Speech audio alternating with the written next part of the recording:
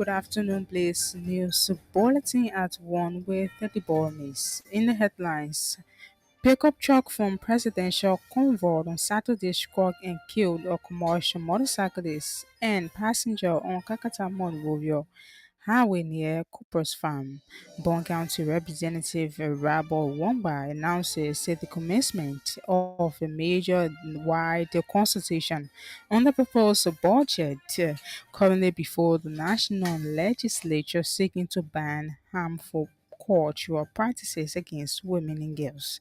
Finance and Development and Planning Minister Augustine Kamfoy announces the Balkans administration is addressing Liberia's debt burden, payroll issues, and inflation pressures once that the country's economic problems cannot fix overnight. And away from Liberia, Israel's military killed a senior member of the militant group Hezbollah in an airstrike on the southern suburbs of the Lebanese capital despite a ceasefire. That's the headlines and now the news in details.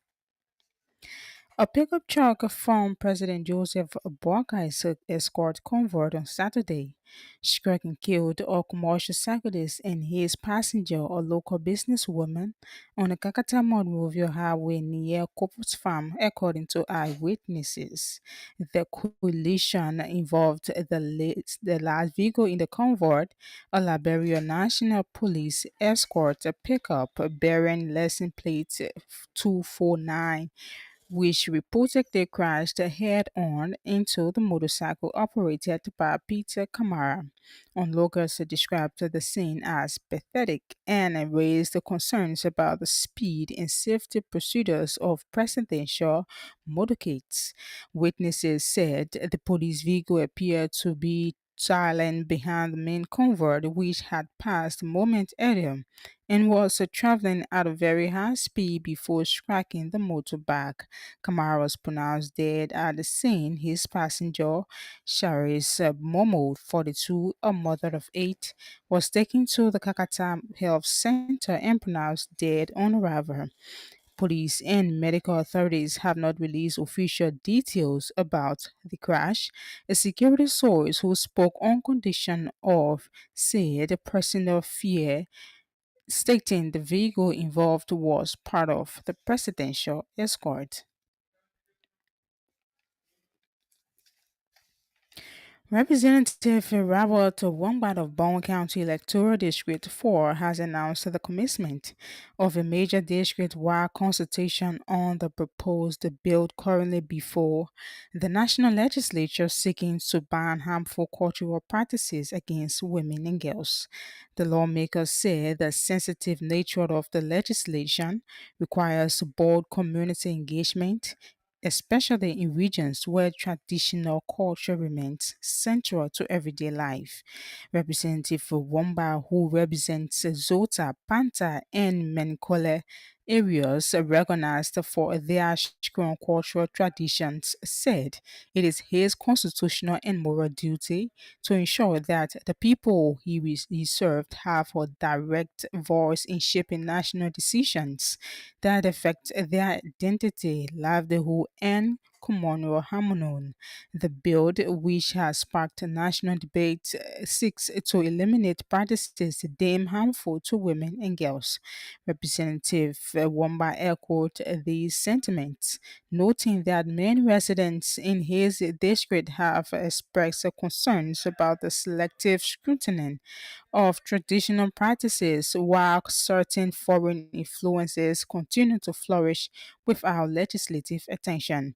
According to the lawmaker, if the legislature must debate and regulate aspects of Liberian culture, it should also be willing to confront emerging Western beliefs and behaviors that many citizens consider contrary to the nation's values.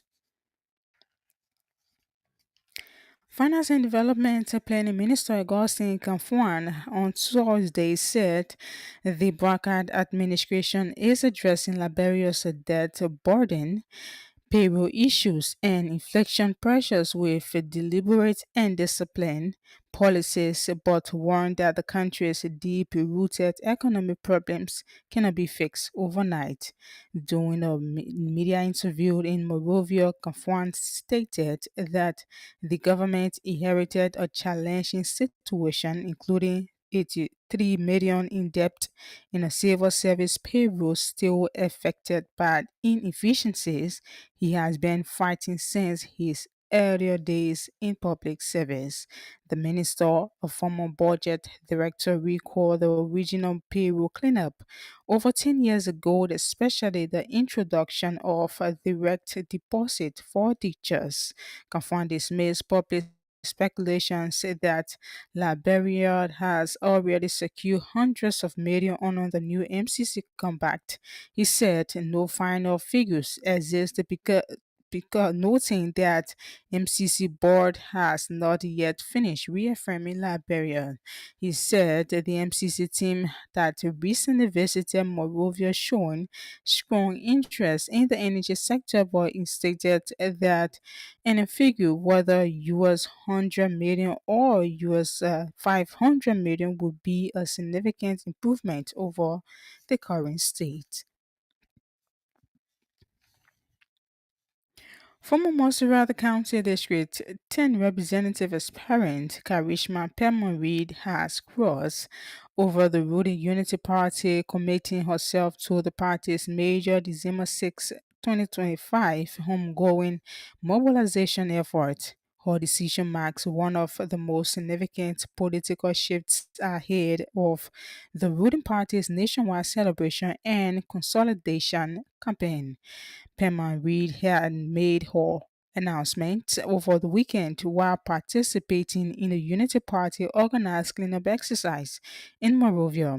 The appearance alone drawn attention, but her declaration of membership immediately heightened in national political discourse. For years, Pena Reid was considered one of the CDC's more dynamic mobilizers and a familiar face within the party's grassroots structures. While she declined to disclose specific reasons for leaving, sources close to her political team said her decision stemmed from a mix of shifting strategic interests and long-standing dissatisfaction with internal party issues. Her decision also follows a recent resignation from President Joseph Boakai government from her post as Assistant Minister for International Organizations at the Ministry of Foreign Affairs, speaking speculations about her next political move.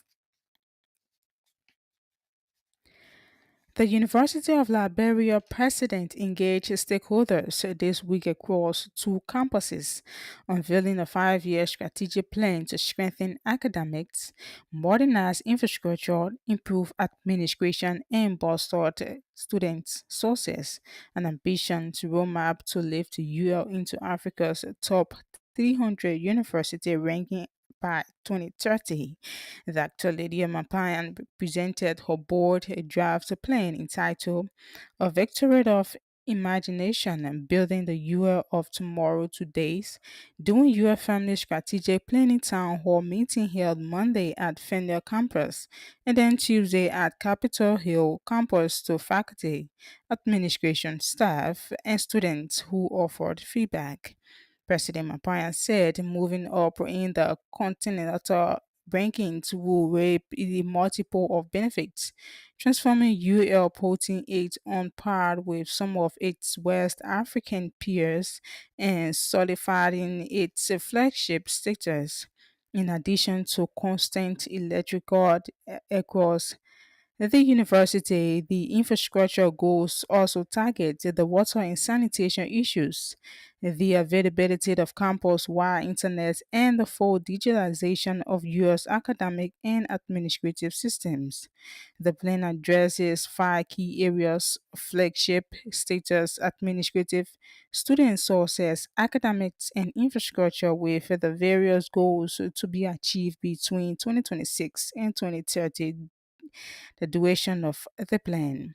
Some of the key goals she wants to deliver include achieving higher academic status with a vision to produce more faculty with terminal degrees, an efficient administrative structure that is responsive to needs of the UF family, the general public, and a developing of a new student sources programs and rebranding the UF flagship status.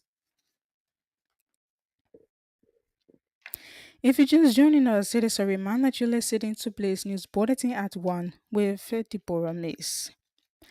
The Ministry of Mines and Energy became the center of national attention as government officials, industrial leaders, foreign partners, and representatives of our mining communities gathered for an important turnover ceremony that mark a decisive shift in the stewardship of Liberia's mineral and energy sectors. The event unfolded in an atmosphere defined by gratitude for past efforts, sober reflection on challenges encountered, and a firm anticipation of the opportunities that lie ahead. Honorable Amara Kamara, president of the Liberia Chamber of Mines, extended warm appreciation on behalf of the Liberia Chamber Mines.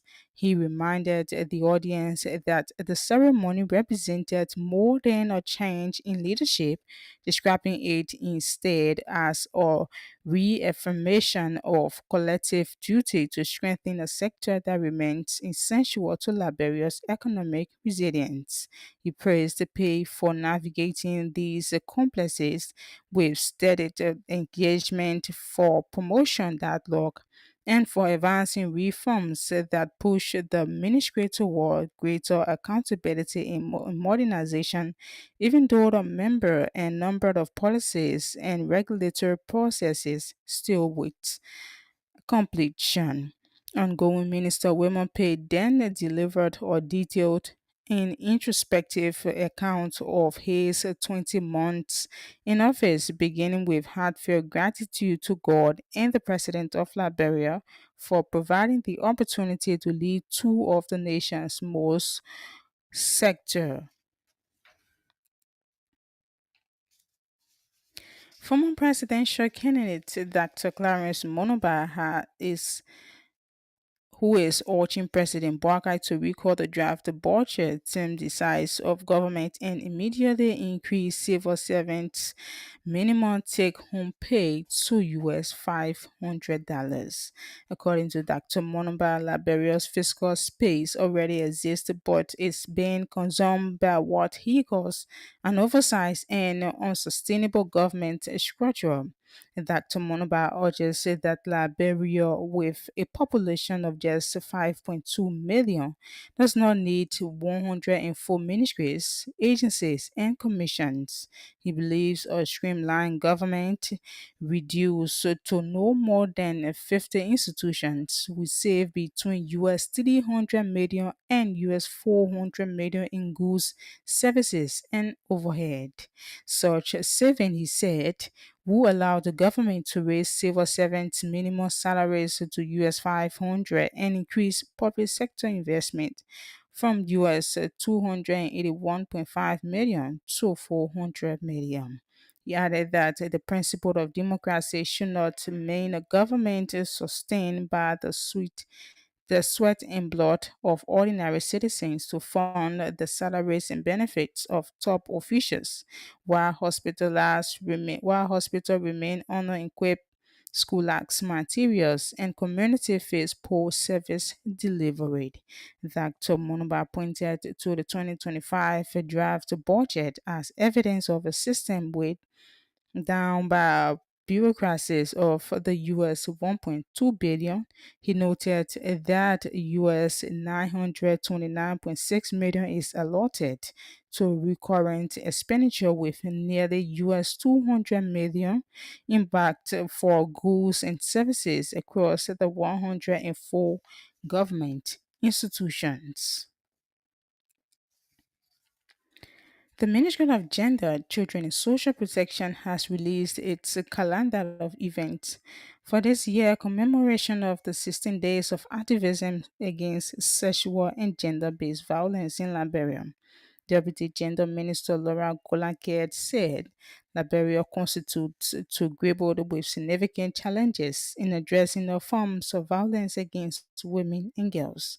She announced that activities will begin on Tuesday with a parade involving various women's groups, followed by a national gender-based violence conference at the ministerial complex in Congo Speaking during a weekend press conference in Congo Mr. Golakian explained that over the next 16 days, the ministry and its partners will roll out a series of initiatives aimed at combating SGBV nationwide.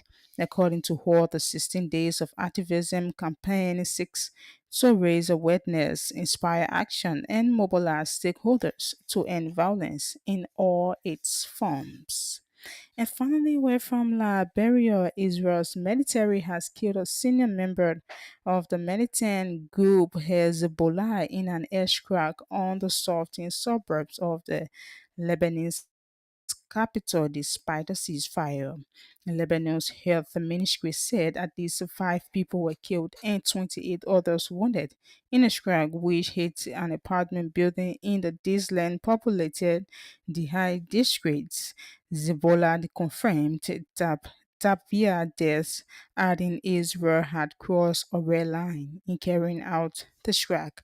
That's Blaze News Bulletin at 1, but to leave you a recap of our major stories.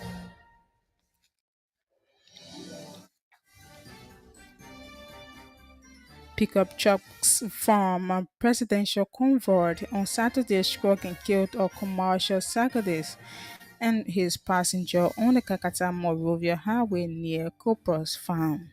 Bon County Representative Robert Wamba announces the commencement of a major district-wide consultation on the proposed bill currently before the national legislature seeking to ban harmful cultural practices against women and girls.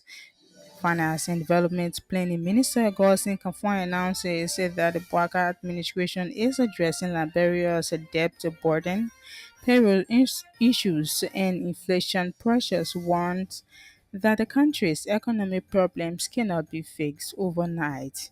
And away from Liberia, Israel military killed a senior member of the militant group Hezbollah in an airstrike on the south suburb of the Lebanese capital despite a ceasefire. That's Blaze News Bulletin at 1, Deborah Miss. Thanks for listening and watching.